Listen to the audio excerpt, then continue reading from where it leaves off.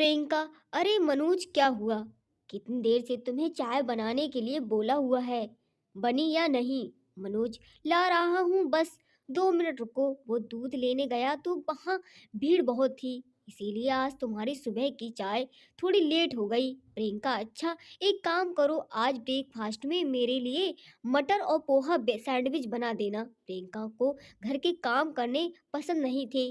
शादी के बाद वो सिर्फ अपने ऊपर ही ध्यान देती थी और मनोज ऑफिस के साथ साथ घर के सारे काम भी देखता था।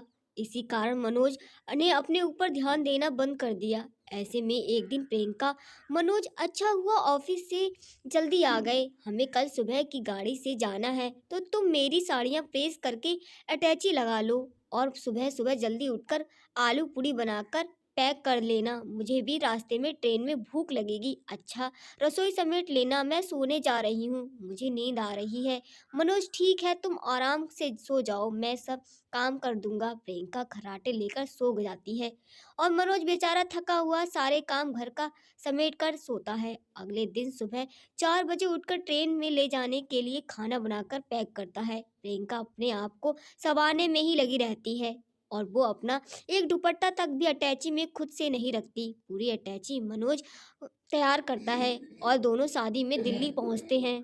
प्रियंका मनोज को बाहर ही छोड़ देती है और खुद होटल के अंदर चली जाती है। मनोज बेचारा अकेले ही अटैची और बैग उठाकर अंदर जाने लगता है।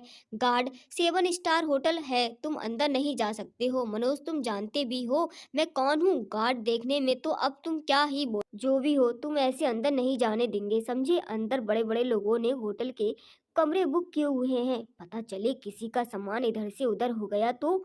मनोज फोन पर, प्रियंका तुम कहाँ हो? ये लोग मुझे अंदर नहीं आने दे रहे हैं। प्रियंका, अच्छा रुको मैं अभी आती हूँ।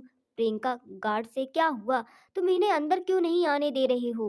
प्रियंका की दोस्त, सॉरी जीजू, मैं आपको इतनी सारी परेशानी हुई। गार्ड, सॉरी सर, मैं आपको पहचान नहीं पाए। प्रियंका, मैंने तुम्हें कहा था ना कि कुछ नए कपड़े खरीद लो, करा दी ना बेइज्जती सब लोगों के बीच में। अब देखो मैं कितनी सुंदर लग रही हूँ और तुम मेरे साथ चलते हुए कितने बेकार लग रहे हो। मनोज बेचारा चुपचाप प्रियंका की सारी बात सुनता रहा और गलती उसकी नहीं थी, उसके पास इतना समय नहीं था कि वो अपने कपड़े भी ढंग से बदल पाता या नए कपड़े खरीद पाता। मनोज सारा दिन तो ऑफिस में और घर के कामों में व्यस्त रहता और अब पहली अपनी सहेली की फंक्शन में प्रियंका ने मनोज को नौकर बनाकर रखा हुआ था। प्रियंका, मेरे लिए एक गिलास पानी ला दो और कुछ खाने के लिए भी लेते आना, मैं यहाँ पर चेयर पर बैठी हूँ। प्रियंका की दोस्त, तू सही है प्रियंका, तेरा सारा काम तो जीजू कर देते हैं। प्रियंका, वही तो, हस्बैंड पहले से ही दिन हाथों में रखो तो सही रहता है, तू भी इस बात को गांठ बांध ले, शादी होते ही खुद काम पर मत लग जाना, हस्बैंड से करवाना।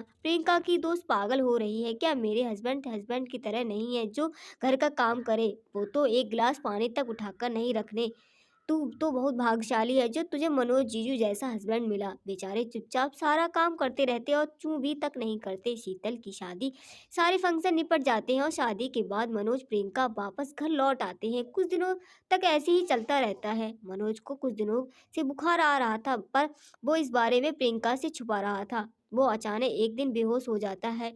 प्रियंका उसे हॉस्पिटल लेकर जाते हैं तो डॉक्टर रिपोर्ट के मुताबिक इन्हें काफी दिनों से बुखार है जो कि अब बहुत बिगड़ गया है और उन्हें टाइफाइड का रूप ले लिया है। क्या उन्होंने जरूरत से ज़्यादा शरीर से काम कर लिया था? प्रियंका मन में, मैं डॉक्टर से कैसे कहूँ कि ऑफिस के साथ साथ घर का काम भी अकेले ही करते हैं, मुझसे ये बहुत बड़ी भूल हो गई, मेरी वजह से मनोज की आज यह हालत है। प्रियंका डॉक्टर से, हाँ कुछ काम कर, स्टेस मनोज के ऊपर ज़्यादा आ गया। डॉक्टर देखते हैं भी हैं पर कम से कम मनोज को ठीक होने में कुछ दिन तो लग जाएंगे, कुछ दिनों में हमें हॉस्पिटल में ही रहना पड़ेगा। बुखार उतरते ही हम इनको छुट्टी ले देंगे। मनोज सेहत से बहुत अच्छा ध्यान रखने की ज़रूरत है और आप तो उनकी पत्नी हैं तो आपसे बेहतर इनकी देखभाल कोई भी नहीं कर सकता। प्रियंका की आंखों में आंसू आ जाते हैं।